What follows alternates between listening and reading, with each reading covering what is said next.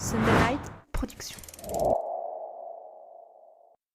Dans cet épisode, on va parler de street photographie en voyage, de motivation fluctuante, de ne pas déclencher, de créer du relief dans ses images, de travailler la nuit et photographier le jour, de créer des images complexes, de l'esthétique des villes françaises pleines de couleurs et de bistrots, de lignes pas droites et de casser les règles, de faire durer son matériel, de lisibilité des photos, de l'importance de s'entraîner, d'échouer gratuitement, d'être plus près de son sujet, de parenthèses argentiques, mais surtout, on va parler du meilleur endroit où transporter son appareil. Et petit spoiler, c'est pas au fond d'un sac.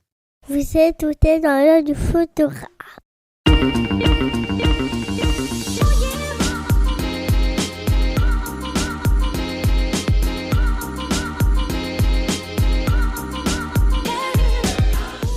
Bienvenue dans ce podcast par un photographe sur un photographe pour les photographes. Je suis Julien Pasternak et aujourd'hui, je vous emmène dans l'œil de Morgane Le Tourneur.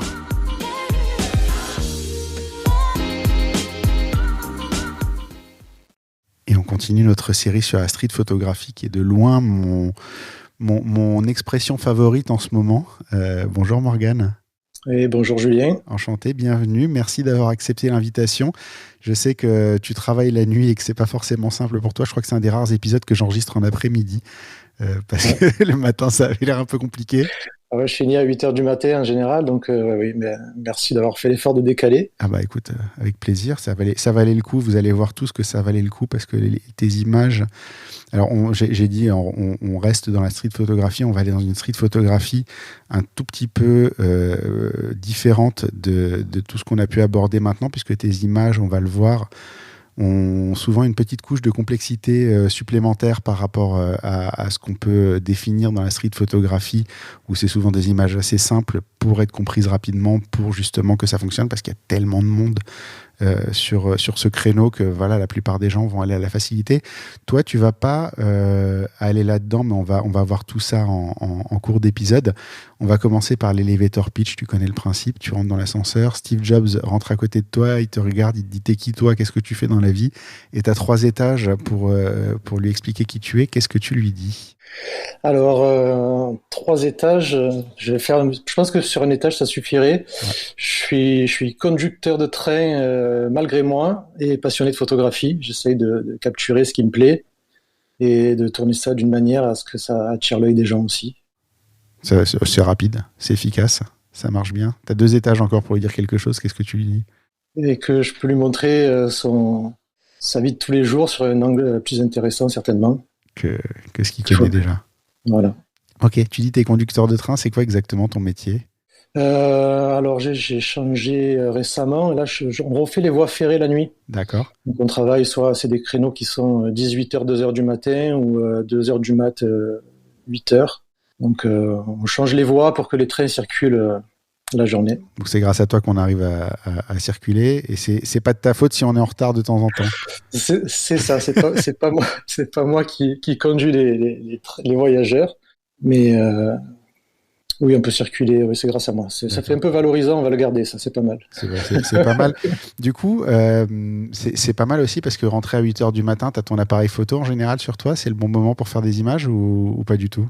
Alors là, ça fait, comme je t'ai dit, là, ça fait 6 mois que j'ai changé de métier. Ouais. J'étais déjà conducteur de train avant, donc là, cette fois pour les voyageurs. Et j'avais cette idée parce que j'aime bien photographier, changer de ville, avoir de nouvelles choses devant les yeux.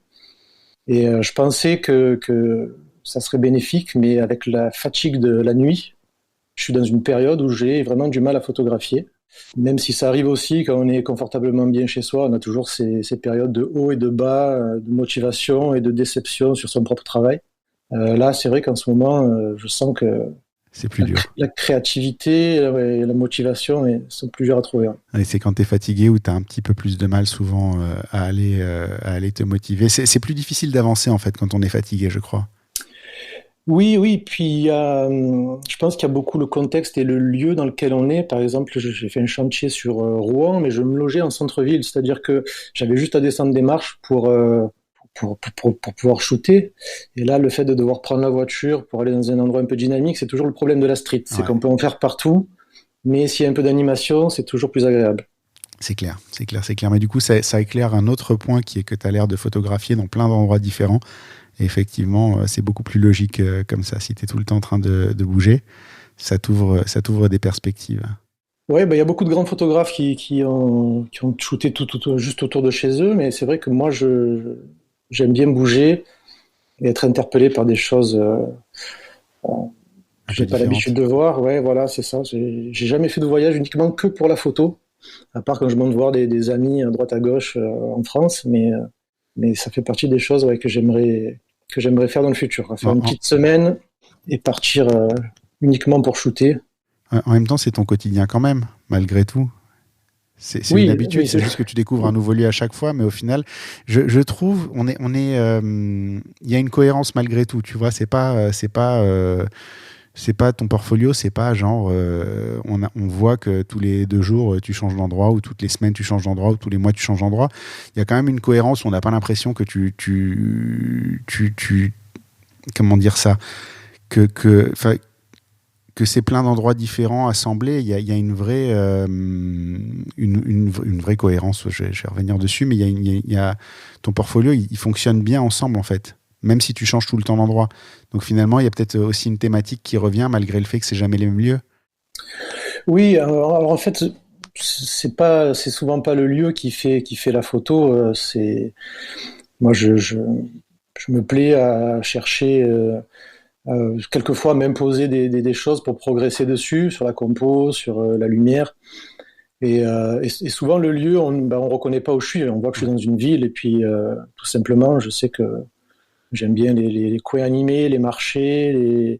Et puis après, ce qui est magique en France, c'est quand on monte sur Paris et qu'on habite loin de la capitale, c'est un terrain de jeu fantastique. Ce que les Parisiens ont du mal à voir quand ils vivent là-bas toute l'année, mais c'est vrai que c'est quand même une qualité.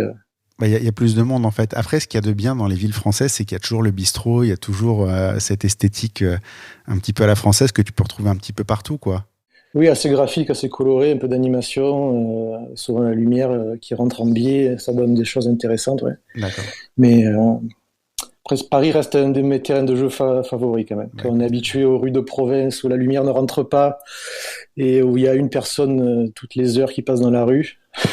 écoute, la bonne nouvelle, c'est que j'ai l'impression qu'il y a beaucoup de voies ferrées à réparer par ici. Donc il y a peut-être moyen que tu te retrouves à bosser quelque temps dans la zone. Je pense que là, c'est pas le boulot qui manque C'est fort possible. pour le coup. On va attaquer la partie interview à proprement parler de l'épisode. La première question, c'est quel livre tu offrirais à un photographe et pourquoi? Alors, en livre, moi j'ai un bouquin que j'aime bien, c'est un photographe que j'apprécie énormément, je sais pas si c'est l'intégrale, c'est sur Sol Leiter, Ouais. voilà, qui fait partie de mes photographes préférés. J'ai pas le titre exact du livre. Il y en a quelques-uns, mais c'était Ouais. Early Color, Early Black and White.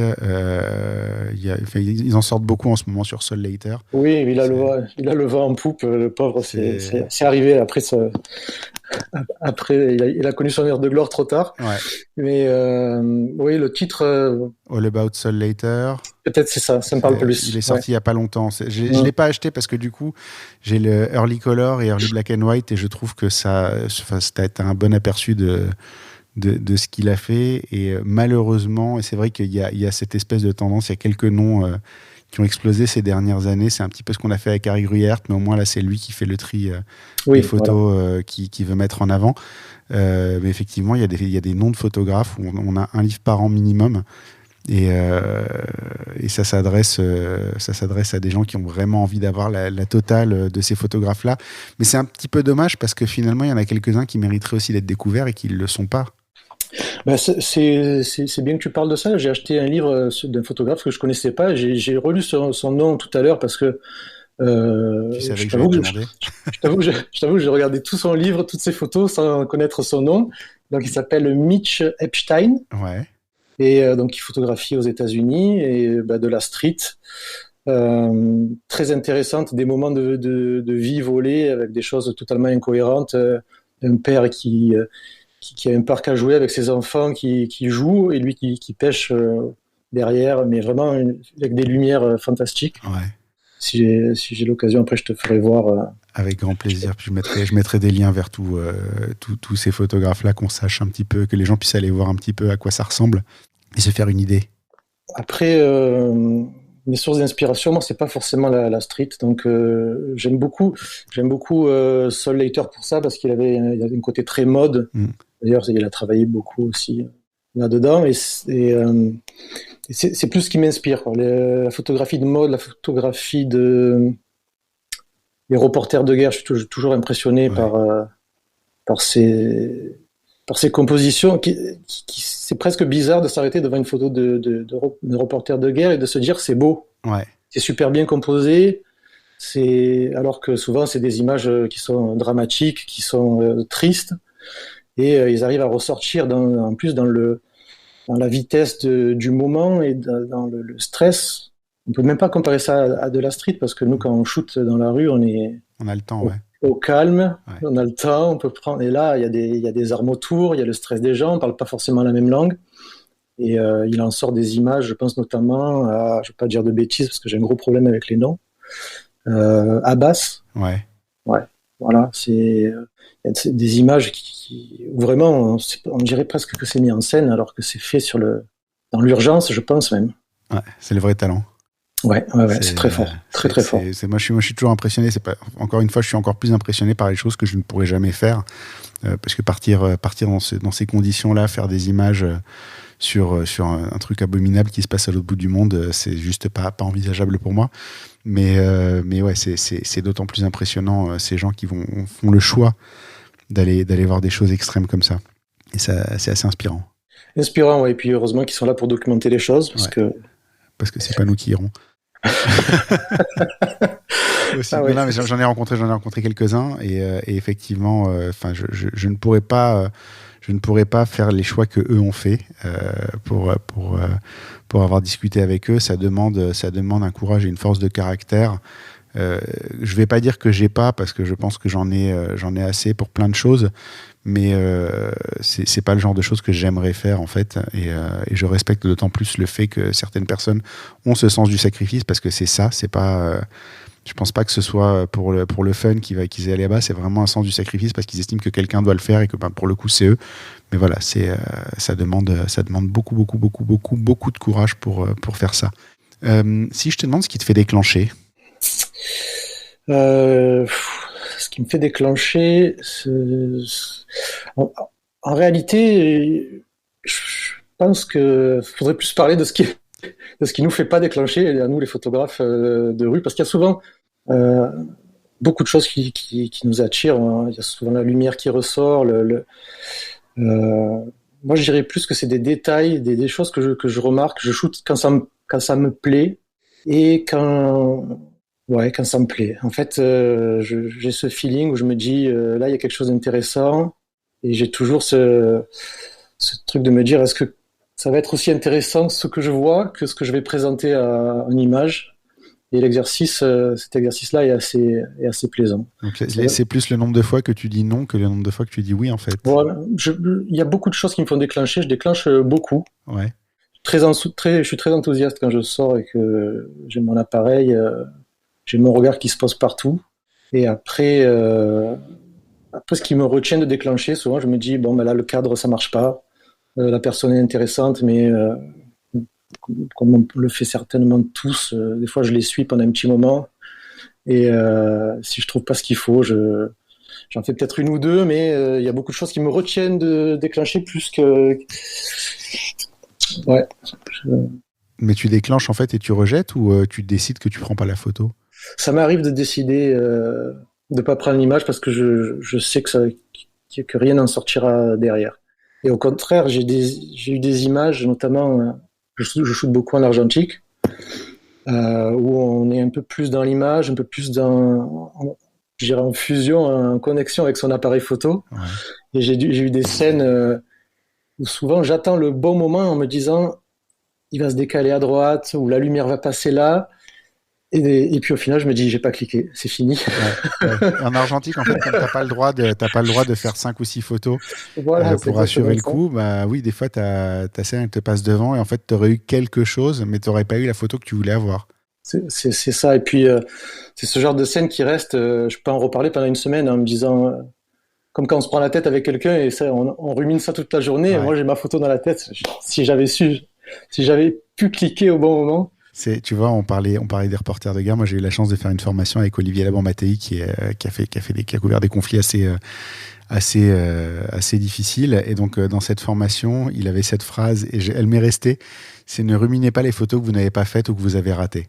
Parce que ça peut te tuer ta journée, ça peut te tuer ta sortie totale, parce qu'en fait, tu restes verrouillé sur un truc que tu n'as pas fait et il se passe plein de choses devant toi pendant ce temps et tu restes, tu les rates, quoi. Mais c'est vrai pour beaucoup de choses, mais malheureusement, c'est plus facile à dire qu'à faire. Pour moi, en tout cas. Je sais que j'ai tendance Pour tout le à monde, ressasser. c'est facile de donner des bons conseils, c'est moins facile de les appliquer. Ça a toujours été le cas. Si je te demande, c'est quoi être créatif? Être créatif. Créatif. Pas simple comme question. C'est pas simple parce que c'est vaste. Je dirais créatif dans le sens innovant ou dans le sens que tu veux, comme tu veux le prendre. Je pense que c'est d'essayer, Ouais. simplement essayer de faire les choses, essayer de sortir un peu de sa zone de confort, essayer de à partir du moment où on tente les choses, on part même si on s'inspire de choses qu'on a déjà vues, on le fait, on le remanie un peu à sa sauce et à partir de ce moment-là, on est créatif. D'accord. Ça me va bien. C'est une bonne réponse.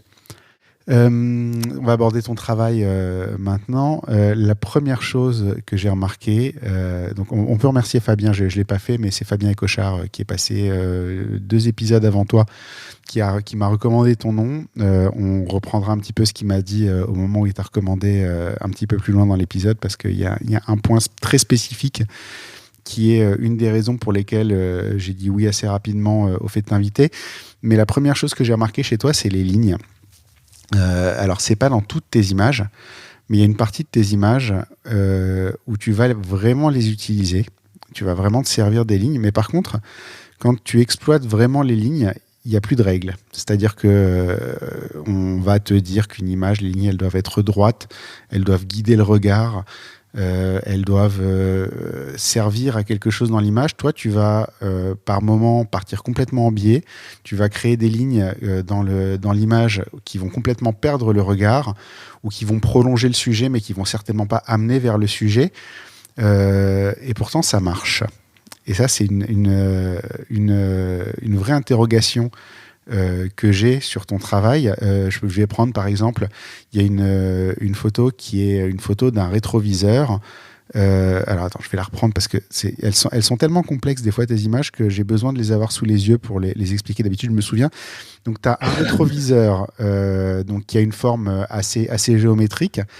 Derrière, tu as une porte qui est légèrement en biais avec un sujet qui est un petit peu caché derrière dans l'ombre qu'on voit en fait quand on se concentre sur l'image. Il y a une autre ligne qui est celle du pare-brise qui part en biais. Et en même temps, dans le reflet du rétroviseur, il y a d'autres lignes qui vont encore dans l'autre sens. Donc en théorie, tu n'as respecté absolument aucune règle par rapport au fait d'utiliser les lignes. Et pourtant, la photo, elle est dingue et elle marche vraiment bien. Et la question, c'est comment tu penses les lignes, comment tu penses l'horizon dans tes compositions, parce que, encore une fois, ça ne devrait pas, enfin, tu respectes pas les règles, entre guillemets, ce qui peut être une bonne chose, hein. Connaître les règles et les péter, c'est génial aussi des fois pour fonctionner, mais je ne m'explique pas comment tu réfléchis les lignes, en fait, et j'aimerais bien comprendre. Alors, j'ai longtemps fait, je suis passé par des étapes, en fait, où justement, je travaillais vachement sur les lignes directrices, sur d'autres choses aussi, séparément, indépendamment les unes des autres, où j'ai passé énormément de temps, comme sur la lumière, les silhouettes, un peu de minimalisme, essayer de faire des photos. Souvent, on a l'impression que quand on regarde une image, quand on voit quelque chose d'intéressant qui nous interpelle, on shoot et c'est assez plat. Donc, j'ai essayé de bosser sur ces impressions de 3D, de relief, donner de l'angle un peu à l'image. Et en fait, en passant toutes ces étapes, je me suis rendu compte que ce qui comptait vachement, c'était l'équilibre. Je trouvais un équilibre sur les images, plus que les lignes. En voyant mon image, des fois, je sais que je la publierai pas parce que pour moi, c'est pas du tout équilibré, plus que par rapport aux lignes. Ouais. Et Et après, c'est des choses que je réfléchis presque plus. Comme je t'ai dit, je passe par des étapes où je sature un peu des sujets, comme la silhouette, comme les lignes. Et puis, quand je vois que je maîtrise, je vais souvent là où je maîtrise pas. Et mes dernières photos, on en parlait tout à l'heure, elles sont complexes et chargées. Et c'est des choses il y a peut-être 7-8 mois, je savais pas faire. Et je suis allé exprès dans cette direction-là, avec des échecs, je pouvais, je sais pas en pourcentage, je pourrais pas le chiffrer, mais voilà, on a une chance avec les appareils photo numériques, c'est que le rapport, la rapidité et le coût essai-échec, il est nul. Donc on a une réponse instantanée à ce qu'on fait, on a une marge de progression qui est énorme, et ce qui n'existait pas avant avec l'argentique. Et moi, j'adore essayer, j'adore rater. En photographie, j'ai du mal avec le reste. Rater ailleurs, ça me dérange un peu plus, mais en photo, j'aime bien rater parce que je sais que ça va mener à quelque chose de mieux derrière. De toute façon, on a tous le même ratio d'une bonne photo pour 100 photos foirées, quoi qu'on fasse, quoi. Voilà, c'est un bon. Voilà. L'argentique, je m'applique un peu plus, mais ça permet, on peut pas cliquer et sortir une photo folle à chaque fois, que ça marche pas. Qu'est-ce que tu appelles l'équilibre? Quand tu parles d'équilibre, c'est quoi? Je vais te comparer ça un peu simplement à une balance, quoi. Quand je regarde mon image, j'arrive à voir le plus compliqué quand il y a plusieurs sujets, c'est qu'ils ne se marchent pas les uns sur les autres, c'est qu'il n'y ait pas un vide incohérent au milieu. Donc soit ce vide, il faut le combler par un peu d'ombre, un peu de flou qui va être amené par quelque chose que je place au premier plan, et ça va m'éviter d'avoir ce déséquilibre qui ferait pencher la photo que d'un côté, et presque qui lèverait toute la cohérence à l'image. C'est plus ça que je cherche. Si on reprend la photo du rétroviseur, l'équilibre, il est fait par la dame qui est derrière? Alors attends, je suis désolé parce qu'il faut que je re-regarde. Tu peux la reprendre. Mais maintenant, je la vois différemment maintenant qu'on a cette discussion-là, justement. Parce qu'il y a plein de lignes dans tous les sens. Et effectivement, le fait qu'elle soit au milieu, maintenant que tu le dis, tu vois derrière son petit rideau. En plus, elle est en train de lui donner une belle forme triangulaire. Donc, ça gâche rien. Mais le fait qu'elle soit au milieu, finalement, ça remplit le milieu de l'image qui serait bien vide sans elle, en fait. Je la mettrai dans les notes d'épisode pour les auditeurs, pour qu'ils la voient. Elle est sur ton Insta, elle est un petit peu bas dans ton Instagram, mais c'est un rétroviseur de moto avec une dame qui est en train d'accrocher ses rideaux, tu sais, les petits rideaux en ficelle, là. Ah oui, d'accord. Ok, c'est une photo super récente, ça.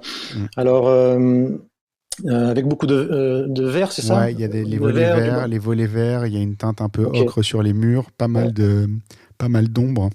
Ouais, c'est une photo. Il y a surtout des formes assez géométriques. Et en fait, c'est vrai que maintenant que tu le dis, sans les mains qui sont en train d'attacher le triangle derrière, en fait, elle fonctionnerait certainement beaucoup moins bien et ton équilibre, il est là-dedans.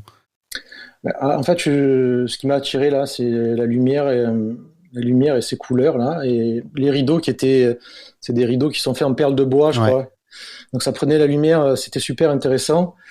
Et il y avait quelque chose qui me gênait au premier plan que je cache avec le rétroviseur, en fait. D'accord. Et puis alors il y a la magie de la photographie de rue, c'est que j'étais en voyage, encore pas pour la photo, et du coup je m'arrête moins, j'attends moins que ce que je peux faire de temps en temps. Et là la dame est sortie au moment où j'avais mes réglages, où je comptais shooter une simple scène graphique et colorée. Ouais. Elle est sortie attacher ses rideaux, et là on est là au bon moment, on provoque un petit peu cette chance. Et puis, on est content. Quand j'ai cliqué, je me suis dit, wow, c'est super ces mains qui sont là au milieu. Ouais, elles sont pile à point parce qu'en vrai, s'il n'y avait pas ça, il manquerait un petit quelque chose. C'est-à-dire que tu aurais une zone d'ombre, ce serait très graphique, effectivement. Mais il manquerait un petit côté vie à l'image. Ce serait dommage, en fait. Ouais, la photo initiale, avant que la personne arrive, c'était cadré un petit peu plus haut. Il y avait un équilibre avec les volets du dessus et j'avais mis le rétroviseur un peu plus sur la droite. Donc, c'était pas du tout prévu comme ça à la base, mais le fait de m'arrêter sur cette scène minimaliste à la base a fait que je suis tombé pile poil au moment où cette dame, ça a duré, comme souvent, 3-4 secondes, mais si on n'a pas l'appareil dans les mains et qu'on n'est pas là... À l'œil. Parce que dans les mains, c'est une chose, à l'œil aussi. J'ai souvent des gens qui me disent, moi, j'ai toujours un appareil photo sur moi, et quand tu regardes, il est dans leur sac. Et là, tu te dis, bah, oui, tu l'as dans ton sac. C'est pas sur toi, c'est pas à la main, c'est pas autour du cou. C'est tous ces gens qui regardent les photographes qui ont toujours un appareil autour du cou. Moi, j'ai toujours l'appareil vraiment visible. Tout le monde me dit pourquoi. C'est parce qu'en fait, si tu as une photo, elle est devant toi, bah, elle est là, quoi. Et c'est pas le temps que tu ailles chercher ton appareil dans ton sac. C'est trop tard. C'est trop tard. C'est clairement trop tard. Moi, je l'ai toujours. J'ai un strap assez court qui me prend le poignet. Donc et de cette façon-là, je le maintiens aussi allumé parce que là, il y a une mode veille là qui s'est mis sur les dernières mises à jour que j'avais faites. Qui au bout de 30 secondes, je sais pas comment on le lève, je sais pas trop. C'est quoi ton appareil ? C'est un vieux X-Pro 2. D'accord. Bon appareil. Et donc, avant, en déclenchant, ça me prenait l'image. Et là, maintenant, il y a un petit temps de latence. Il faut que je pré-appuie, l'appareil se rallume, et je peux faire ma photo derrière. Donc, j'en ai loupé 2-3 à cause de ça. Mais... Question d'habitude, après.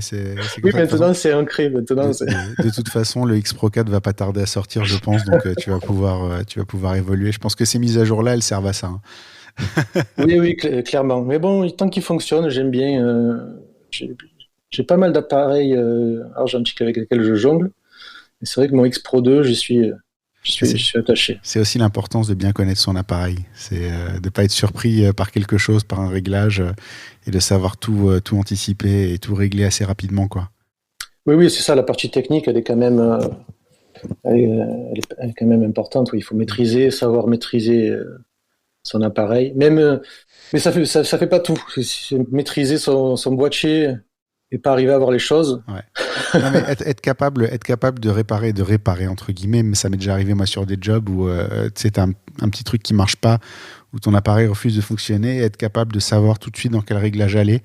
L'exemple type que je donne régulièrement, une fois j'avais un événement à photographier, je sortais d'un photocall, donc j'avais un fond vert, appareil connecté à l'ordinateur, détourage en temps réel sur l'ordinateur, impression en temps réel sur l'ordinateur. Donc tu vois les machins un peu compliqués où ton appareil est en tethering, donc connecté à ton ordinateur à balancer des photos.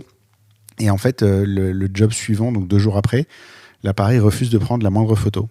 Et là, tu vois, ça commence, t'as pas le choix, tu dois trouver la solution vite. Et en fait, il s'avère simplement que comme je m'étais connecté à l'ordinateur, j'avais changé un réglage de connectique USB, et que ce réglage-là faisait que mon appareil était resté dans ce mode et refusait d'enregistrer les photos sur la carte mémoire parce qu'il cherchait l'ordinateur pour les enregistrer. Donc, le fait de connaître l'appareil, de savoir où était le réglage, de savoir quelle était la dernière chose que j'avais fait. Et en fait, je l'ai bossé à l'envers, c'est-à-dire qu'est-ce que j'ai fait dernièrement qui pourrait faire que ça fonctionne pas, et j'ai refait tous les pas à l'envers et j'ai réglé le problème en 3 minutes comme ça, tu vois. Mais si tu connais pas ton appareil, comment tu fais ? Ouais, bah là, oui, c'est sûr que niveau efficacité, faut pas, surtout dans ce genre de situation où il faut être réactif et que t'as pas trop de temps avec ton client. C'est la raison pour laquelle je n'aime pas changer d'appareil photo. J'adore. Là, je vais pas avoir le choix, mais mes XT3 ont 4 ans. Donc je suis obligé de changer, je commence à avoir des petits soucis, mais voilà, j'y vais à contre-cœur parce que franchement, et s'ils existaient encore, je rachèterais les mêmes. On va continuer sur ton travail, on est quand même là pour ça plutôt. On va parler de la double lecture, du double sens que peuvent avoir certaines de tes images, du double sens non, de la double lecture qu'on peut avoir de tes images.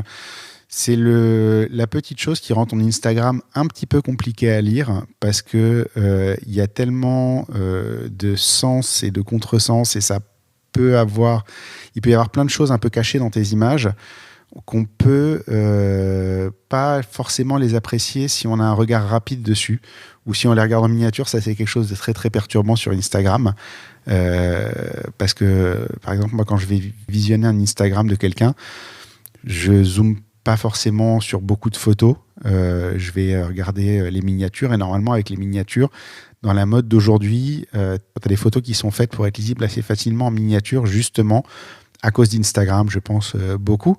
Toi, tu ne cherches pas forcément cette facilité. Du coup, on est obligé d'aller zoomer sur tes photos, on est obligé d'aller regarder les détails, on est obligé de passer un peu de temps dessus pour voir tout ce qui se cache dedans, parce qu'il y a des choses qui peuvent se cacher dedans assez fréquemment. Comment Et d'ailleurs, c'est une des choses que Fabien m'a dit quand il t'a recommandé. Il m'a dit qu'il fallait prendre le temps de lire tes images et que c'était ça la richesse en fait de tes images, c'est que elles étaient pas forcément simples. Comment est-ce qu'on fait des images qui sont à la fois complexes et qui fonctionnent quand même? Parce que c'est pas la mode du moment, et deux, c'est pas simple en fait de faire des images que les gens vont finir par comprendre, mais ont besoin de réfléchir un petit peu, quoi. Oui, ben, je prends un peu le contre-pied. J'ai eu du mal à prendre contre-pied d'Instagram parce que c'est la seule plateforme sur laquelle je publie mes images. Donc c'est vrai que les retours sont assez importants. Pendant que j'y pense, merci Fabien pour cette passe décisive et ces petits commentaires sur mes photos. Oui, donc, ce que je disais tout à l'heure, je suis passé par des phases où je faisais des choses, comme on dit, très Instagrammables en street, avec des lignes très lisibles, des silhouettes, des contrastes, des faux portraits de personnes dans un cadre intéressant en street. Et puis j'aime bien aller vers ce que je maîtrise pas, et j'ai commencé à rajouter, à m'imposer, à sortir en me disant voilà, il faut qu'il y ait au moins 2-3 sujets, 3-4 sujets, puis 4-5, et puis essayer de complexifier la chose. C'était l'exercice de base, c'était ça, arriver à avoir une composition complexe où on voit pas forcément du premier coup d'œil ce que je veux montrer. Ouais. Et souvent c'est un détail. Maintenant, c'est ce que je fais. Je sors plus avec une seule idée en tête sur ce que je vais ou ce que je veux shooter. J'ai fait un peu le tour des grandes lignes, et maintenant je m'attache à un détail, et quand j'ai ce détail, par contre, je suis toujours dans ma compo complexe en ce moment, donc je recule et je me dis comment je pourrais placer ça avec ce que j'ai autour de moi. Et souvent, si c'est une scène qui est figée, comme des gens qui discutent, je vais tourner autour, essayer de composer. Et après, si c'est vraiment sur l'instant, sur le moment, on fait comme on peut. Et je trouve que c'est un des exercices les plus compliqués. Et c'est ce qui m'a pris en tout cas le plus de temps à maîtriser. Je ne sais pas si je le maîtrise encore, parce que des fois je me dis que j'aurais pu intégrer telle chose ou telle chose. Mais forcément, quand on voit le travail fini, on se dit peut-être pas que je pourrais rajouter encore des choses sur mes images. Je te confirme que je me demande pas si tu maîtrises ou si tu maîtrises pas, même si j'imagine bien que de temps en temps, il y a des photos qui sortent pas comme tu aurais voulu, parce que c'est pareil pour tout le monde. Mais enfin, l'impression qui reste, c'est que tu maîtrises plutôt bien ce point-là, en fait. Je me suis forcé, ça n'arrive pas du jour au lendemain. C'est vraiment, je suis allé dans cette direction. J'ai senti qu'il me fallait une focale plus large. Plus large. J'ai commencé sur du 23 mm, donc on parle sur du 35, 23 Fuji, voilà, c'est du Fuji, 35, c'est ça, full frame. 35. Et je suis passé longtemps sur le 56 mm, ouais. Où je faisais des choses plus graphiques, plus des détails qui font sortir un peu le côté que j'adore de la mode, par exemple. Ouais. Et là, par contre, je suis sur le 16 mm, et clairement, ça équivaut à peu près à un 24, et je me régale. C'est-à-dire que j'arrive à tout faire avec cet objectif, et moi, j'ai mis longtemps à le maîtriser. Et d'ailleurs, je suis pas passé directement, parce que le 16 mm Fuji, il n'est pas donné quand même. Ouais. Il y a une marque, je sais pas si tu connais, qui s'appelle, c'est bien pour les photographes, je l'ai dit, qui s'appelle TT Artisan. Ouais. C'est assez cheap, mais en qualité d'image, il y a quand même ce qu'il faut. Bon, par contre, c'est totalement manuel, il n'y a pas d'autofocus, rien du tout. Et j'ai commandé chez eux le 17 mm 1.4, et pour voir déjà si la focale me convenait. Et c'est avec ça que j'ai bossé. Quand j'ai vu que c'était mon terrain de jeu, je suis passé sur la Fuji. D'accord. Voilà. TT Artisan, c'est une bonne marque pour ça. Ils se sont fait un nom chez Leica d'ailleurs.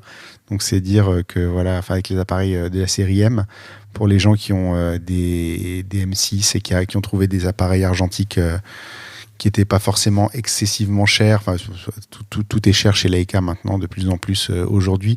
Mais effectivement, à un moment, tu mettais la main sur des argentiques chez eux et tu n'as pas forcément les moyens, une fois que tu as payé un appareil à 2000 € ou 3000 € d'occasion, de t'acheter une lentille à 2 ou 3000 en parallèle. Donc effectivement, les gens allaient chez TT Artisan.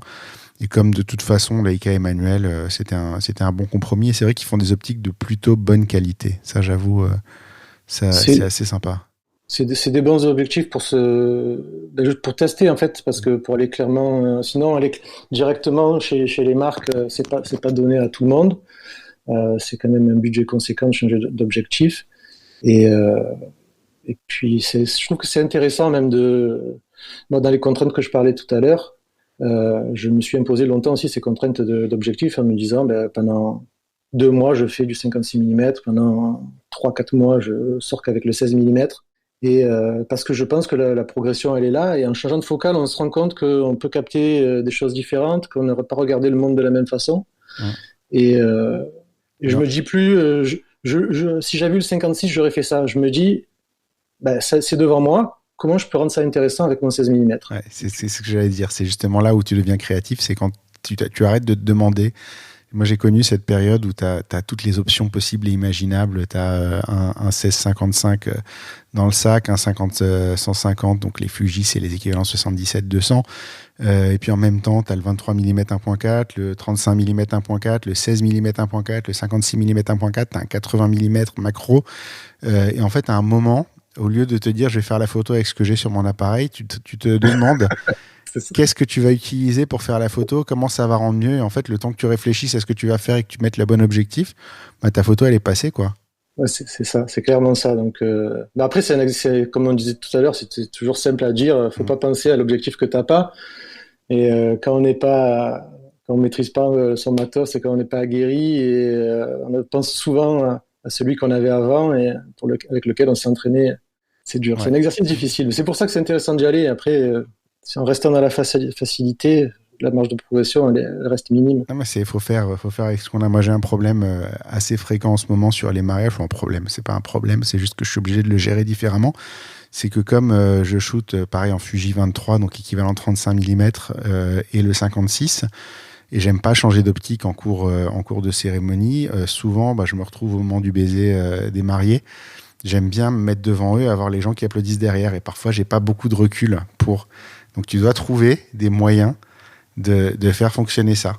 Et il faut être créatif quand c'est comme ça. Alors, quand t'as pas de recul, par exemple, au lieu de faire une photo large avec tout le monde, et en fait, tu te focalises sur une personne derrière, juste derrière les mariés, et en fait, tu arrives à avoir un truc à peu près cohérent, par exemple. Enfin, t'es obligé de réfléchir un petit peu différemment que si tu changeais d'optique. C'est exactement ça, c'est ce que tu disais, c'est là où vient la créativité. Alors que si tu te contentes de changer d'optique parce que tu sais que l'image va être intéressante avec l'autre, tu pars c'est une sorte de facilité. L'image sera certainement plus là, et c'est ce que moi j'ai trouvé en me contraignant à sortir avec, par exemple, le 56 mm dans les petites ruelles où je vis, la majeure partie du temps sur Avignon. J'ai pas de recul pour bosser. Ouais. Et donc en fait, les reflets sont venus à partir de ce moment-là.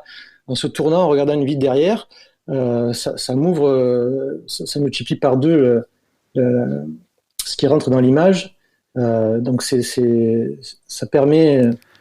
Tu as été obligé de t'adapter en fait. C'est ça, la contrainte amène l'adaptation et en général, c'est la progression qui suit derrière. Tu as découvert quelque chose. En tout cas, si je résume ce que tu viens de dire sur la double lecture, en fait, c'est de l'entraînement et c'est juste de décider que tu vas pas te contenter d'un seul sujet. C'est d'aller chercher plusieurs sujets qui vont entourer ton sujet principal, quitte à le cacher un peu. C'est beaucoup ça. Oui, c'est ça. Mais j'aime bien justement. Alors que, comme tu disais tout à l'heure sur Instagram, c'est sûr que même moi, je regarde mon feed des fois, je me dis c'est vrai que c'est un peu le bordel. Mais en même temps, j'aime tellement ça qu'on ne comprenne pas l'image directement, qu'on doive s'arrêter dessus. C'est ce qui te sort de l'ordinaire et en même temps, ce qui est dommage, non, ce qui est terrible en fait à se dire, c'est que si j'ai pas Fabien qui attire mon regard vers toi, je peux tout à fait passer à côté de toi, totalement. J'ai mon compte clairement depuis, ça doit faire 1 an maintenant que je bosse sur ces compositions un peu complexes. Et avant, mon compte, je prenais presque 40 followers par jour. Ouais. Et là, j'en perds. J'en perds, tu vois. Donc, mais je suis sorti, j'ai eu longtemps ce truc d'Instagram où on sait ce qui marche. On sait ce qui marche. Il y en a beaucoup qui se contentent de rester là-dedans. Et il y a des comptes d'ailleurs qui explosent parce qu'ils font, après ils font des choses très très belles, très bien. Ouais. Mais moi, j'aime bien me renouveler, inventer, et puis je le répète encore, aller là où je maîtrise pas, Mmh. et savoir que ben ça y est, je maîtrise, je gère mon équilibre et mes compos. Euh, Mais je suis content. Depuis 3-4 mois, même si je shoote moins là, euh, je sais que j'ai passé encore une étape. Et après, toutes ces petites étapes, ça fait des photos intéressantes. C'est-à-dire qu'on maîtrise la lumière, les silhouettes, l'équilibre, mais tout réuni. ce qui est dément, en fait, c'est de te dire qu'en fait, c'est beaucoup plus facile de progresser sur des plateformes comme ça en n'inventant rien et en allant jouer la sécurité Oui, qu'en se mettant en danger, en fait. C'est quand même dément. oui, oui, c'est. Après, on peut se réinventer aussi en proposant des choses un peu plus lisibles. Moi, c'est Ouais. vrai que là, j'étais axé sur ça pendant un moment, et puis j'ai totalement oublié le, les retours. Ça m'intéresse, je vais pas dire pas du tout, mais je suis moins attaché aux likes que j'ai maintenant par rapport à ce que je pouvais avoir avant. Et d'ailleurs, je m'excuse à tous ceux qui me mettent des commentaires et je réponds pas. J'apprécie vraiment les commentaires, mais j'essaye de vraiment faire Instagram un court passage dans mes journées. En tout cas, c'est intéressant de voir ça et c'est vrai qu'effectivement, choisir la qualité. Parce que ce que ça a de bien aussi, ce que tu es en train de faire en ce moment par rapport à Instagram, c'est que ce qui fait le succès d'Instagram, c'est la petite image lisible rapidement. Par contre, là où ça doit bien fonctionner, c'est justement dans les prints, dans les magazines, les choses comme ça, où effectivement tes images vont peut-être avoir plus de succès justement parce qu'elles vont apporter quelque chose de différent et que là, bah, on n'a pas le choix, on les voit en grand, quoi. Ah oui, en grand, ça n'a pas le même rendu. J'ai fait une exposition et j'ai dû préparer une expo entre deux chantiers ferroviaires en déplacement, donc une organisation pas possible. Et encore, on est venu me chercher pour faire l'exposition, hein, un ami à moi qui exposait aussi. Et j'ai préparé ça et j'étais dans une phase qu'on a tous. C'est ce que je fais, c'est pourri, c'est toujours la même chose. Alors que j'essaye de me renouveler, Mm. mais je pense qu'on a tous ces phases. Oui, En fait, descendante. ouais, voilà, je pense que c'est important aussi pour progresser. Si on est en auto-kiff sur son boulot et qu'on se trouve le meilleur du monde, à mon avis, c'est Ouais, pareil. t'arrêtes de progresser, quoi. Et là, ouais, donc, et puis le fait d'avoir imprimé ces photos, d'avoir dû faire un tri et d'avoir les impressions en grand sous les yeux, je me suis dit, ah oui, non, quand même, c'est sympa ce que je fais. C'est pas mal. Ouais, bah c'est comme tout en fait. C'est une fois que tu te reposes sur ton métier, pareil, je traite des albums et j'ai l'impression, je me dis mais comment j'ai pu faire ça et est-ce que je vais pas oser leur rendre? Et en fait, une fois que tu as fait ton album, qu'il est retouché, qu'il est préparé, que la galerie est mise en ligne et que tu refais un tour dessus, tu dis ah bah non, enfin en fait ça va, c'est Ouais. plutôt bien. Donc c'est toujours la même chose en fait. C'est tant que t'es né dedans, c'est toujours un peu plus compliqué. Oui, c'est ça. Et puis, je suis pas un grand fan d'ordinateur. J'ai des images là. J'ai encore 6 000 images de côté que j'ai pas triées. Et pourtant, j'ai pas shooté énormément depuis 3 mois. Ouais. Je, je suis tellement content des fois. L'image me suffit. Je Ouais. clique. Des fois, en rentrant, je vais la voir sur l'ordinateur. Mais j'ai pas besoin de la sortir, de l'amener à droite à gauche. Elle est juste Et, pour toi. ouais, voilà, c'est de plus en plus. J'ai des pellicules que j'ai mené à développer. J'ai mené 10 pellicules en même temps. Je me souviens plus ce qu'il y avait dessus du tout. Et je me procure un peu ce plaisir La avec le redécouverte. numérique Ouais. en le laissant mijoter de côté. Mais c'était Et, certainement un des meilleurs trucs de l'argentique, c'était ça. C'était tu faisais tes photos, tu les oubliais totalement. Genre des fois, t'as des. Là, moi, j'ai un appareil, il y a une pellicule dedans. Ça doit faire 3 mois qu'elle est dedans. Je sais même plus ce que j'ai fait dessus. Et je vais la terminer, je vais la déposer et je vais redécouvrir des trucs que j'avais totalement oubliés, quoi. c'est le côté magique qu'on perd un petit peu ouais, avec le numérique qui est, comme je disais tout à l'heure, très bien pour la progression. Mm. Parce qu'en argentique, quand tu devais noter tes vitesses d'obturation, la lumière intense ou pas, pour voir si ça faisait des jolis contrastes, c'était Ouais, assez c'était laborieux. beaucoup plus contraignant. Mais, euh, mais oui, oui, clairement, ce côté de redécouvrir ces photos et de pas avoir le nez aussi en shootant, de pas aller voir immédiatement le résultat de la photo que tu as faite pendant ta session, parce que tu loupes des tonnes de choses. Je dis pas que je le fais pas, je suis le premier à le faire. Mais par exemple, toi, dans le mariage, si tu te mets à regarder toutes les photos que tu viens de faire, il y a des scènes que tu vas louper, et Ouais, c'est puis clair. T'as pas le choix. Ouais. Donc c'est vrai que l'argentique pour ça. Et d'ailleurs, j'y reviens souvent. Là, en ce moment, je suis dans une phase où j'ai 4-5 appareils photo argentiques avec chacune une pellicule dedans. Et selon mes humeurs, je sors au 35 mm, 50 mm ou au 90. C'est chouette. Non, mais c'est pour ça, c'est bien l'argentique. C'est que ça te permet de te sortir justement de cette immédiateté de la photo qui est agréable dans plein de situations, mais qui des fois peut être étouffante. C'est une jolie parenthèse, l'argentique. À la photo numérique, ça permet de souffler, de se poser à 100% dans l'image. Et c'est super important, je pense qu'on devrait tous passer par l'argentique. C'est très agréable. Ça coûte cher, ça coûte de plus en plus cher, mais c'est très agréable. La suite logique de la double lecture de tes photos, c'est ce que j'ai appelé le joyeux bordel. Et j'aime bien cette expression, mais je trouve que c'est chouette. En fait, tu as des images qui ont, au premier abord, qui sont très bordéliques, qui ont plein d'éléments dans tous les sens, et tu as l'impression que tu arrives à comprendre tout, et tu zoomes un tout petit peu dessus, et tu te rends compte que tu étais passé complètement à côté de l'image, alors que tu avais l'impression de la connaître. Ça va se voir dans les photos de reflets, alors peut-être les plus récentes. Je sais pas s'il y a une différence là-dedans, mais tu as des photos de reflets. Souvent, quand on fait un reflet, on essaie quand même d'avoir une focale assez serrée, de ne pas intégrer trop d'éléments parce que ça devient vite invivable et tout. Toi, tu y vas à fond, tu charges. Il y a plein de choses dans ton image. Ça marche parfaitement, mais il y a 1 milliard d'éléments.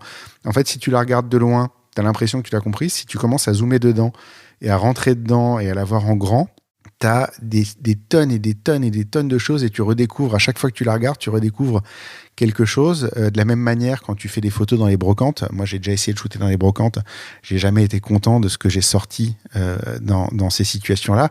Toi, tu shootes dans les brocantes et tu as des belles photos qui sortent de ça. Il y a toujours dans toutes ces images-là un détail qu'on n'avait pas repéré au départ et qui revient en fait quand tu regardes de plus près. L'exemple le plus frappant que j'ai trouvé dans tes photos, c'est une photo dans le métro où tu as plein de gens, tu as l'impression de les voir à travers une vitre, tu as plein de gens qui sont serrés, et tu as un type notamment au premier plan qui a la main en hauteur et qui se tient au plafond.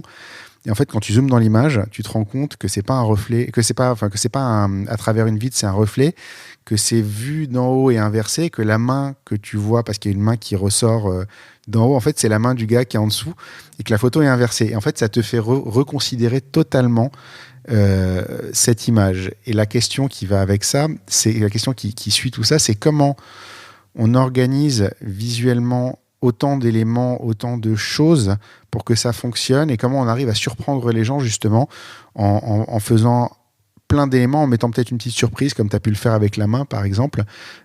Comment on organise tout ça? Alors pour revenir, ouais, c'est toujours on voit pas tous les ratés à côté, mais j'ai souvent des idées. Je pense que je suis dans ma tête.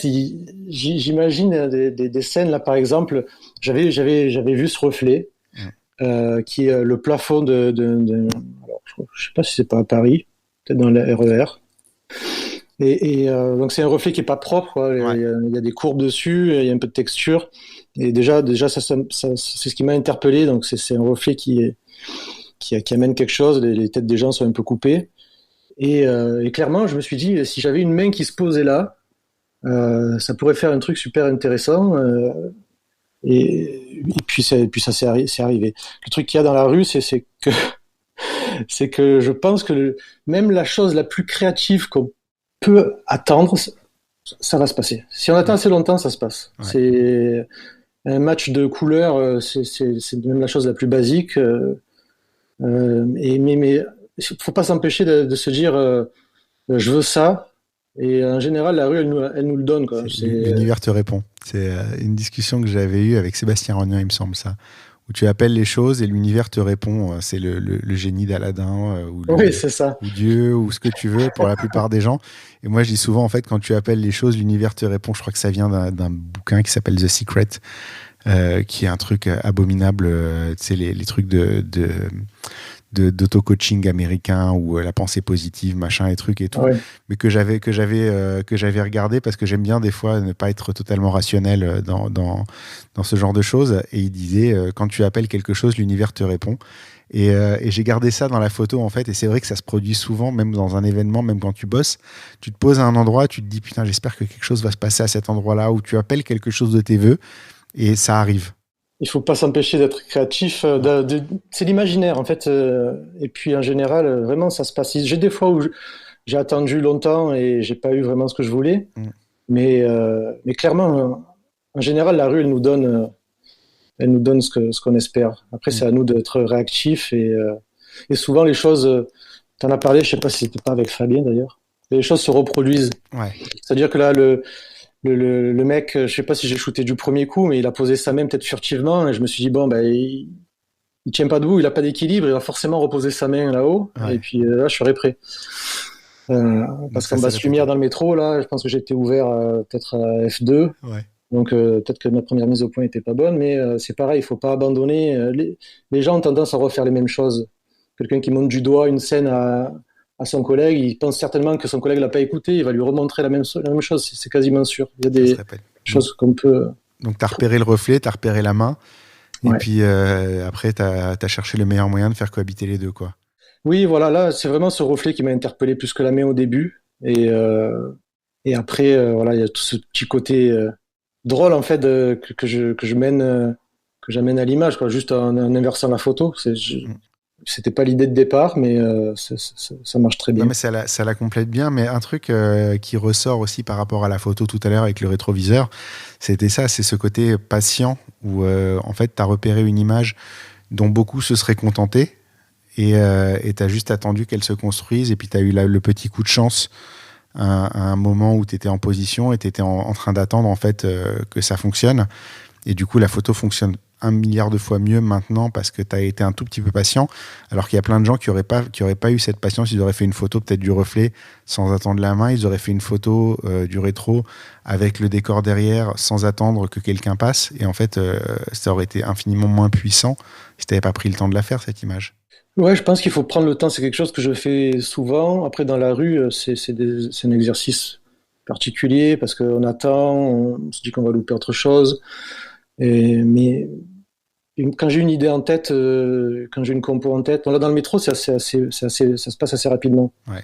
Mais en général, si j'ai pas un sujet intéressant que j'essaie de placer dans une scène, je trouve souvent ma scène avant. C'est-à-dire que quand je m'approche d'une vitre, je vois le reflet. Je m'approche, je me dis, bon, qu'est-ce que je pourrais rajouter? Un élément, j'aime bien, qui est de l'intérieur-extérieur. Donc, c'est pareil, faut passer par la phase apprentissage de comment fonctionne un reflet, quoi. Il faut comprendre que si c'est plus sombre derrière la vitre, ben, ça va quasiment rendre comme un miroir. Et si la lumière passe, le reflet n'existe plus. Donc ça, c'est un travail... c'est vrai qu'il faut faire ce boulot-là qu'on ne fait pas. En fait, on a l'impression qu'on va arriver devant le reflet qui va être tout fait. Mais en fait, c'est vrai qu'il faut apprendre le fonctionnement des reflets, que c'est pas simple et que ça s'inverse entre le jour et la nuit. C'est ça. Si la partie où on est plus éclairée que l'intérieur de la boutique, ben, clairement, ça va faire un reflet. Si la boutique est plus éclairée à l'intérieur, ben, on va voir tout à l'intérieur de la boutique. Ouais. C'est plus de la photo, là. Faut prendre le temps de voir comment les choses fonctionnent. Il faut faire un brevet ingénieur optique. Et puis comme ça, tu peux t'en sortir. Non, mais c'est les reflets particulièrement, en fait, c'est vrai que c'est quelque chose qui s'apprend. On a l'impression que non, on va juste arriver devant et puis ça va s'aligner tout seul. Et en fait, le fait de comprendre le fonctionnement d'un reflet et de savoir justement qu'est-ce qui va être mis en avant dès le départ, parce que tu connais la manière dont ça fonctionne, peut te faciliter énormément la vie. Et je pense que c'est ça qui fait aussi la qualité de ces photos-là, c'est que c'est des gens qui les maîtrisent, en fait. C'est pas un hasard. Il y a toujours une petite part de hasard et de chance dans la photographie de rue, mais disons que c'est provoqué et en partie maîtrisé, au moins en partie. Ouais, en grande partie, mais bon, en tout cas, il y a cette partie-là qu'il vaut mieux connaître avant. Comme ça, quand ça se présente, au moins, tu sais comment gérer, quoi.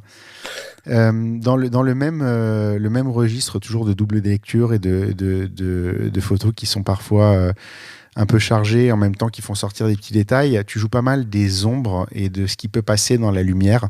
Le bon exemple que j'ai trouvé dans tes photos, c'est une petite fille qui est reflétée dans la vitrine. Donc au départ, effectivement, tu vois qu'elle, tu as l'impression que l'ombre est faite justement pour dégager un peu tout ce qui est autour et qui pourrait être distrayant.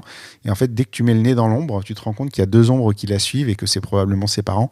Et que c'est un petit peu les gardes du corps. D'ailleurs, je crois que c'est comme ça que tu les as appelés dans les commentaires. Ouais, mais effectivement, en fait, c'est pareil, c'est des détails qu'on percute pas au premier regard et qu'on voit au deuxième et qui font toute la richesse de la photo, parce que la photo, avec juste la petite fille, elle est relativement simple et tout d'un coup, elle prend une profondeur qu'on n'avait pas soupçonnée au premier regard. Oui, clairement, c'est l'idée. C'est toujours pareil, travailler sur la composition. Je suis resté là, j'ai trouvé ce reflet. Je suis dans les rues d'Avignon. Et pareil, j'ai pas assez de recul pour la rue était superbement éclairée avec une lumière en diagonale. Ça aurait pu marcher aussi en frontal, mais voilà, le reflet m'amène quelque chose. Et puis j'ai une première personne qui passe, je shoot et comme tu dis, la photo est très simple et trop simple.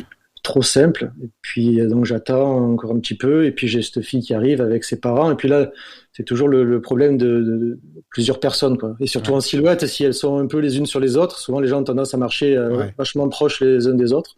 Le couple avait dû se disputer juste avant à mon grand bonheur. Ils marchaient un peu loin. Le malheur des uns fait le bonheur des autres. Et ça fait un bel équilibre, oui, on dirait presque des gardes du corps derrière. Oui, parce qu'on n'a même pas encore parlé de séparation et de choses comme ça, parce qu'en fait, ils sont bien séparés l'un de l'autre, et du coup, ton image, elle est archi lisible, quoi. Oui, c'est ce qui fait l'équilibre de l'image, sinon j'aurais pas publié. Ça aurait fait partie des centaines de milliers d'images que j'ai mis à la poubelle. Ouais, qu'on a tous. C'est ça. Et alors, il y a un dernier point que j'aimerais aborder sur ta photo, et ça, c'est assez différent du reste, c'est l'humour.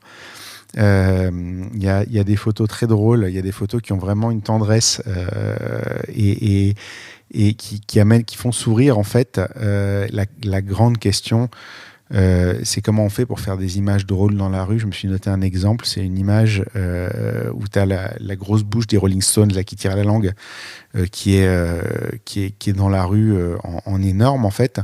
Et juste devant, tu as une fille qui passe avec sa glace et qui est en train de la lécher, et toi tu fais la photo à ce moment-là. Et il y a quelques photos comme ça dans ton portfolio, mais j'aimerais comprendre comment tu fais ces images-là. Est-ce que tu les anticipes? Est-ce que c'est juste t'es au bon endroit au bon moment et tu lèves l'appareil à ce moment-là parce que ça se présente devant toi, ou est-ce que tu te dis tiens, si quelqu'un mangeait une glace devant ça fonctionnerait? C'est un peu un mix de tout, en fait. Il y a un peu l'imaginaire qui rentre en jeu avant que la scène se passe. C'est ce qu'on disait tout à l'heure, que si on attend, ça arrive forcément. Et pour cette photo en particulier, je me suis dit, il y a quelque chose à faire avec cette langue, cette bouche des Rolling Stones. Si tu regardes derrière l'image, je crois que j'ai pas mal de répétitions de rouge. Il y avait des pompiers qui s'étaient arrêtés un petit peu plus haut, donc j'avais déjà beaucoup de rouge sur l'image. C'est ce qui a fait que je me suis arrêté là au début. Je me suis dit, bon, on va essayer de construire quelque chose comme ça. Et après, j'ai vu cette fille arriver au loin, donc elle est vraiment arrivée dans l'axe de la bouche avec sa glace. Donc je me suis dit là, ce qui est très dur dans ce cas de figure, et ça m'est arrivé plusieurs fois, c'est que avec l'expérience toujours, on arrive plus ou moins à forcer les gens à passer là où on a envie qu'ils passent. J'étais en train de me dire l'inverse. J'étais en train de me dire justement, souvent, tu as l'appareil à l'œil et les gens évitent de se mettre dans ton cadre. Ouais, et que tu les fais fuir comme ça, en fait. Je fais ça, mais en fait, je les fais fuir, mais vers là où j'ai envie. Je me suis mis un petit peu plus à gauche, c'est-à-dire pas du tout là où je voulais shooter. Et j'ai mimé la photographie, mais de la rue je crois que c'est la Canebière à Marseille. Et donc, elle s'est décalée sur la droite pour sortir de mon champ de vision. Et j'avais déjà mes réglages faits pour le passage devant la bouche des Rolling Stones. Et je me suis redécalé au dernier moment. C'est pour ça qu'elle est en train de me regarder d'ailleurs sur la photo, parce que je suis en train de bouger. Donc je me décale de gauche à droite, et puis là je clique, et puis elle est passée au bon endroit, mais Mais ça arrive souvent qu'ils nous contournent quand ils nous voient avec l'appareil, oui, ça c'est sûr. C'est ce que justement, tu vois, j'avais noté, c'est difficile de bien se placer parce que justement, bah, t'es prêt, tes trucs, et les gens te voient et te passent derrière ou passent pas devant toi ou font en sorte de pas passer sur la photo, soit parce qu'ils veulent pas te déranger, soit parce qu'ils ont pas envie d'être sur la photo et que du coup, ils t'évitent. Et justement, c'était ça que je me disais, c'est elle t'a repéré et elle t'a vu et comment ça se fait qu'elle passe quand même à cet endroit-là alors elle doit avoir compris ce que tu essaies de faire. Et c'est ça le Après, truc, c'est que tu t'es oui, placé, tu l'as forcé à passer là, quoi. ouais, c'est ça, je l'ai dirigé par là. Et puis après, il y a un truc aussi qui est super important en photo de rue. J'en parlais il y a pas longtemps avec un ami là, qui commence à utiliser des focales plus larges.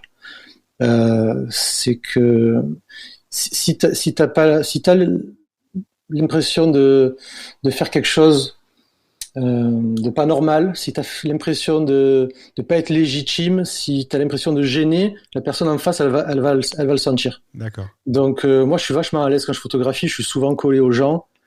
J'aime bien être très très près. Ça se voit pas forcément sur les images parce que c'est du 16 mm, donc on a toujours l'impression que je suis un peu loin, mais je suis souvent... Moi, j'avais noté la question suivante, c'est j'ai l'impression que tu t'approches beaucoup des gens. Donc, tu vois, ça se voit quand même un peu. Ouais, ouais, oui, peut-être pour un œil aguerri comme le tien, peut-être. Ouais, mais j'adore ça. En fait, il y a faut pas se cacher, il y a cette petite adrénaline, poussée d'adrénaline en photo de rue quand on déclenche. On a toujours, même si j'ai l'habitude maintenant, la réaction des gens. Et souvent après l'image, ça m'arrive de discuter ou notamment sur les marchés, ça m'arrive très Mm. souvent. J'adore. C'est peut-être pour ça le côté humour aussi. Je pense que c'est une côté de la personne qui ressort le photographe Ça va pas derrière arriver la si t'as pas photo, quoi. d'humour derrière, quoi. C'est ça. Voilà, c'est ça. Il faut avoir faut chercher, faut avoir l'idée déjà et avoir l'idée. Je pense que c'est pour ça que l'image reflète souvent la personne qui a derrière, la sensibilité peut-être et cette petite touche d'humour Ouais. et de complexité au final. D'accord. Ça en dit beaucoup sur toi, en fait.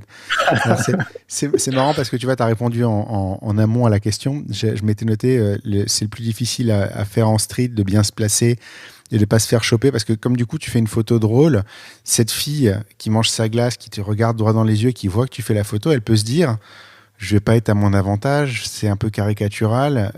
Il y a une autre photo comme ça où tu as une maman qui passe dans le métro avec le téléphone dans la poche arrière, Ouais. avec le gamin à côté. Tu prends la photo où on voit ses fesses, le gamin qui dépasse. Je veux dire, elle peut se dire la photo va pas être flatteuse pour moi, tu vois, et mal le vivre. Et du coup, la photo, elle est hyper drôle, elle est hyper tendre. Elle a un vrai côté touchant. Mais en même temps, je me dis, au moment où tu fais la photo, si elle se retourne et qu'elle te voit en train de faire cette photo-là, comment elle peut le prendre, quoi? Surtout que tu es bien collé à elle, là, pour le coup. Oui, bah là je suis super prêt. Oui, c'est pareil. Mais ça fait partie des photos que tu peux pas réaliser si t'as pas l'appareil accroché au poignet ou au cou. Mm. J'étais dans les escaliers, le petit commence à pleurer, d'un coup il l'a attrapé comme un sac de patates et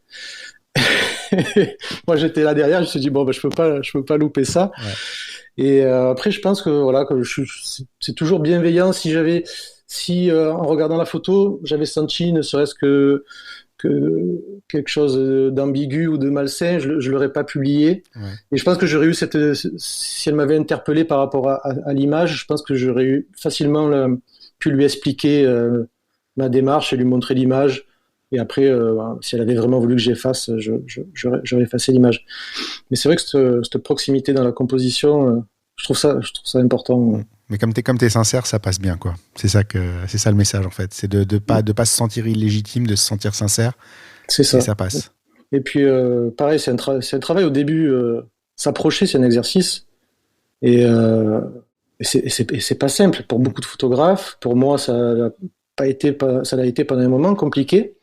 Et puis après, je suis passé par des phases où les marchés, les brocantes, trouver un endroit passant, s'y mettre, s'y fixer et laisser les gens passer autour de soi avec l'objectif sur l'œil et voir qu'en fait les gens passent à 30, 40 centimètres et puis on est transparent Mm. totalement. Et une fois qu'on a compris ça, en général, on peut s'approcher facilement des gens. Je vais ressortir la phrase de Cédric Roux que j'avais adorée, qui est plus tu es prêt, moins on te voit. Ouais, mais c'est exactement ça. J'ai une photo, et c'est une des photos que j'aime beaucoup, que j'ai fait récemment à Rouen sur le marché au moment où il remballe. Et il y a des gens, c'est pareil, c'est difficile d'aller shooter ces situations-là. Des gens qui fouillent dans les poubelles Ouais. à la fin du marché. Et clairement, là, il y a 3 personnes et je suis en train de fouiller dans les poubelles avec eux, quoi. Je suis pas, Ouais. je suis vraiment collé à eux et ils se retournent, ils ont mon objectif dans la tête. Et donc, il y a 3 personnes avec des couleurs vachement vives et ça me crée un cadre dans le cadre. D'autre côté, il y a d'autres personnes qui sont en train de chiner. Donc cette photo, voilà, la composition c'est pareil, c'est super complexe. Et là, je suis vraiment pour le coup avec eux en train de fouiller dans les poubelles, quoi. Il y a pas d'autre mot. Ah mais ça peut fonctionner. Écoute, en tout cas, ça fait des vrais morceaux de vie. On termine traditionnellement l'interview avec une image en particulier, et je voudrais qu'on parle d'une image, encore une fois, qui pour moi ne devrait pas fonctionner, mais fonctionne. C'est la dernière que tu as publiée sur Instagram, qui est le volet italien dans la vitrine. Donc c'est les espèces de volets Astor là, tout défoncé dans une vitrine un petit peu défraîchie, où il y a un mélange d'ombre, de lumière, de lignes qui sont pas forcément droites. Le volet lui-même est tout cassé, tout plié. Il n'y a pas de sujet et mince, ça fonctionne. J'aimerais bien comprendre ce qui t'est passé dans la tête au moment de faire cette photo là. J'aime bien, je me force de plus en plus. C'est pas très vieux, ça. Ça va faire 1 an quand même. C'est novembre dernier. J'avais pris que mes appareils argentiques et je me force de plus en plus à shooter. Je sais pas si on peut appeler ça des natures mortes ou des scènes en tout cas où il n'y a pas d'être humain. Ouais. Et c'est pour ça que d'ailleurs j'ai attaché cette photo en haut de mon feed comme celle qui est juste après. Ce qui m'interpelle là, c'est premièrement la lumière, ce jeu d'ombre qui se reflète sur le store cassé, et la couleur. Et après, moi, dans ma tête, je me dis, quand je vois ça, ça marche. Je me dis, il faut juste que je trouve le bon angle pour donner un peu de quelque chose de dynamique. Et puis, quand on le regarde de loin, on comprend pas forcément tous les détails qu'il y a dedans. Et c'est encore ça qui est, je pense, la complexité du truc.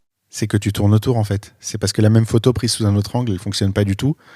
Mais là, elle marche parce qu'il y a le petit jeu d'ombre, de lumière, de couleurs, de formes.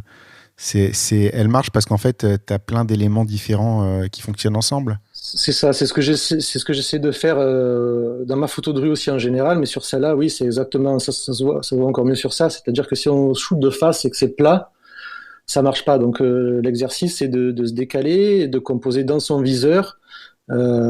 Et de voir voilà les lignes qui peuvent donner un peu de lever ce côté plat et qui donne un peu de côté dynamique à l'image.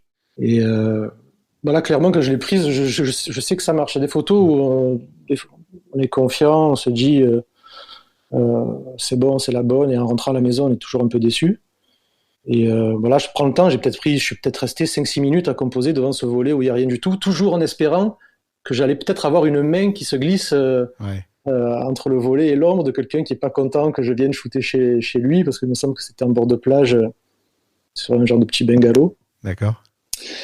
Et voilà, il y a toujours ce côté de me dire je shoot sans personne, mais si j'ai une petite main qui peut se glisser, et souvent ça marche. J'ai sorti une série là, sur les mains et je me suis rendu compte que j'avais des choses un peu improbables. Donc voilà, il faut se diversifier. Il faut se diversifier et puis souvent provoquer la chance, quoi, comme la photo du rétroviseur dont on parlait. La femme est arrivée au bon moment et j'étais là aussi au bon moment. Ouais, mais c'est intéressant de voir aussi que finalement, à force de répéter, d'essayer, c'est vrai que souvent, moi j'ai cette tendance à pas forcément aller chercher ce genre de photos en me disant j'arriverai pas à faire quelque chose. Et en fait, à force de te forcer à y aller, à réfléchir et à construire, bah, tu finis par y arriver en fait. C'est ça, faut profiter de cet essai-échec gratuit en numérique. Ouais. Et se forcer. Si on sent, en fait, il y a ça, c'est vachement important. Il faut s'écouter. Si tu sens que ton image, qu'il y a quelque chose d'intéressant, il faut travailler dessus. Et puis ça sortira forcément bien derrière. C'est noté. Je vais m'y mettre aussi. Si je retiens quelque chose de cet épisode, je pense que ce sera ça. Ce sera d'aller travailler, et arrêter de me dire non, mais ça marchera pas. Travailler en se faisant plaisir, c'est la meilleure moyen de progresser. Exactement. On va arriver à la conclusion de l'épisode. Normalement, je demande quelle est ta source de revenus principale, mais tu nous l'as expliqué déjà en début d'épisode. Tu as un travail. Ouais. un vrai. Euh, en plus de la photo étant une passion. Si je te demande quel est le pire moment de ta carrière de photographe? Le pire moment de la carrière de photographe, bah, j'ai pas vraiment de pire moment. Il m'est jamais rien arrivé de particulier, de, de notable, au point que ça soit. Peut-être avant mon voyage en Colombie, je devais partir voir mon petit frère et en même temps faire un peu de photos. Euh, j'ai mon appareil qui est tombé en panne et qui est parti en réparation à durée indéterminée. Donc là, oui, je t'avoue que j'avais ce petit stress de me dire, je vais peut-être jamais repartir en Colombie et je vais partir avec un boîtier que je maîtrise pas pour en Ouais. revenir au matos. Et là, voilà, j'ai passé 3 mois à ressasser, à tous les jours à appeler le revendeur pour savoir où était mon boîtier. Ouais. Et finalement, il est arrivé ric-rac 3-4 jours avant le départ. Ouais, t'as quand même réussi à le récupérer parce que j'ai eu des histoires d'horreur aussi sur les réparations chez Fuji où la plupart du temps ça va, mais j'ai un copain qui a mis beaucoup de temps à récupérer son matériel et ça peut être un petit peu embêtant. J'ai réussi, ouais. Par opposition, c'est quoi le meilleur moment de ta carrière? Le meilleur moment, c'est quand je sors faire de la photo. Ouais. C'est vraiment, si comme je disais tout à l'heure, quand je suis avec mon appareil dans la rue, je suis super enthousiaste. J'ai des fois du mal à sortir, mais chaque fois que je sors, j'ai au moins une image à ramener. Et j'aime tellement ça, être dehors. Et si je pouvais ajouter quelque chose Vas-y. côté positif pour moi, c'est toutes ces rencontres que j'ai fait en faisant des images. Des gens qui étaient des contacts et qui sont devenus des amis. Je pense notamment à Fabien. Ouais. Ce côté, certains n'aiment pas shooter en groupe. Et moi, j'adore ça parce que c'est pareil, ça nous fait progresser. Il y a un échange, il y a une partie. C'est peut-être moins intéressant pour certains qui aiment bien se concentrer dans ce qu'ils font, mais ce côté rencontre dans la photo de rue, pour moi, C'est génial. c'est génial. Ah ouais, c'est quelque chose Ouais, que. je pense que tu fais pas tes meilleures images dans ces circonstances-là, mais tu trouves autre chose en fait. Et ce sentiment de communauté est quand même extraordinaire. Hein. C'est un autre exercice et Ouais. il y a de la progression aussi parce qu'on voit comment travaillent les autres, on voit ce que remarquent les autres, parce que malgré l'exercice et que chacun remarque des choses différentes et puis ça Et puis permet toujours. quand tu te rends compte qu'il y en a un qui s'arrête pendant 5 minutes à un endroit pour faire une photo et que toi, ça t'a jamais traversé l'esprit de le faire, en fait, tu vois une façon différente de fonctionner et ça te fait évoluer. C'est exactement ça, s'arrêter, quelqu'un qui va s'approcher un peu plus près, se dire bah, finalement ça passe. Ouais. Et puis cet échange-là, ces petits tips qu'on peut se donner les uns aux autres, c'est pareil, ça accélère la progression. Ou celui qui va parler à tout le monde dans la rue. Ça Ouais, existe aussi. ça existe aussi. Il y en a fréquemment. Hein. Il y a des gens qui ont zéro peur d'approcher les autres. Ouais, Et ouais. c'est assez amusant. Non, c'est là, tu prêches un convaincu sur les sorties de groupe. Moi, j'organise celle de la FFPMI à Paris. Et voilà, l'idée, c'est toujours de se rencontrer et de voir du monde et de faire connaissance avec les amis photographes. Et c'est vrai que c'est agréable. Moi, enfin, c'est un des trucs que je préfère. Je ferais pas ce podcast non plus si j'avais pas envie de rencontrer d'autres photographes, mais voilà, c'est une des plus belles choses que la photographie m'a apporté, c'est plein de copains, quoi. Mais écoute, je te rejoins sur ce point. Écoute, alors la prochaine fois on fait une sortie ensemble, on va appeler Fabien, en passant, on va prier pour qu'il y ait un chantier qui se lance sur Paris. Alors, je peux remonter facilement. Hein. Et puis surtout, j'ai remarqué que ça me motive quand j'ai ces baisses de motivation, le fait. C'est un peu comme dans le sport, je fais beaucoup de sport, souvent on n'a pas envie d'y aller, et si on a le collègue à côté qui nous dit allez, c'est l'heure. Et là c'est un peu pareil, quoi. Si samedi on se rejoint, bon ben je dois y aller. Allez, C'est comme tout, en fait, le plus difficile c'est de se dire j'y vais. C'est quand je dois traiter un album, trier 15 000 photos d'un album, je me dis allez, j'en fais 100. Et en fait, t'en fais 500 d'un coup, et puis t'en fais 1000, et puis t'en fais 1500, et puis t'en fais 2000, et puis t'as pas réalisé, et t'arrives à la fin. Et t'as tout fait, quoi. Et le sport, c'est pareil. Tu te dis, allez, je lance. Moi, je fais du sport avec Apple Fitness là, sur l'iPad. Et en fait, le plus difficile, c'est pas de faire l'exercice, c'est d'appuyer sur play. c'est exactement ça. C'est le moment juste avant où tu te dis, allez, je me prends un verre d'eau. Allez, je vais me faire un café. Allez, non, stop, arrête, appuie sur play et vas-y. Le plus difficile, c'est le premier pas. Ouais, Et après, c'est parti. Écoute, c'est pas mal comme conclusion d'épisode. La toute dernière question. Qui est-ce que tu me recommanderais pour un prochain épisode? Alors, j'avais pas vraiment réfléchi à cette question-là. T'as pas le droit de répondre, Fabien. Et j'aimerais d'ailleurs, on parlait de rencontre photo. C'est un photographe de rue. Je veux pas écorcher son nom, donc je suis en train de regarder en même temps sur Instagram. Et c'est Tarek Zaïgouche. Je sais pas si ça te parle. Ça, je connais pas. Voilà, alors là en ce moment je crois qu'il est en Inde, donc il sort des trucs vachement sympas. Mais il a un portfolio qui vaut clairement le détour et des compos pour le coup très lisibles, mais quand même chargés, un peu pour comparer à Web Norrisson. Alex Webb, pardon. Webb Norrisson, c'est le couple. Alex Webb. Voilà, c'est beaucoup d'éléments et de jolis compos. Et je pense que ça peut être intéressant de voir sa démarche photographique. Je vais aller voir ça d'un petit peu plus près, puis je te demanderai de nous mettre en relation quand j'aurai eu le temps de creuser un petit peu tout ça. Où est-ce qu'on peut te retrouver? C'est quoi tes adresses sur Internet, sur Instagram? Sur Instagram, c'est mon prénom plus mon nom de famille, Morgane Le Tournaire.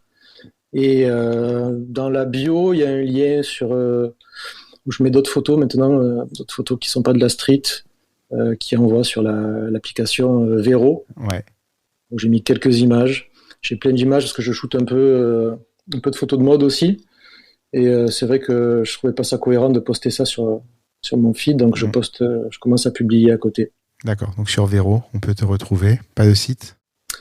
Pas de site, j'en avais un, puis je l'ai clôturé. Et c'est vrai que ça serait quand même pas mal, notamment pour voir les images en un peu plus grand. Je pense que dans le cas de ton travail, ça serait une bonne chose de pouvoir contrôler la manière dont les gens voient tes images. Oui, ça éviterait de passer à côté. Et c'est vrai que le fait d'imposer une certaine taille, ça pourrait que servir à mon travail. Je pense que dans ton cas, ça serait une bonne chose. Écoute, à creuser, on en reparlera. En attendant, moi, je te propose qu'on se retrouve prochainement sur Paris pour faire une petite sortie street photo. On appellera Fabien, on appellera Stéphane Kint et on va s'organiser ça tranquillement. Avec plaisir. Merci beaucoup. Merci à toi de m'avoir reçu. À très bientôt. Salut.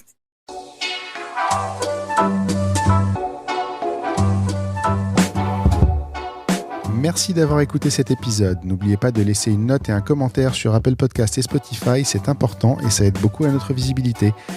Vous pouvez également aller sur le blog Dans l'œil du photographe à l'adresse www.dlodp.fr. C'est tout pour aujourd'hui. On se retrouve au prochain épisode dans l'œil d'un nouveau photographe.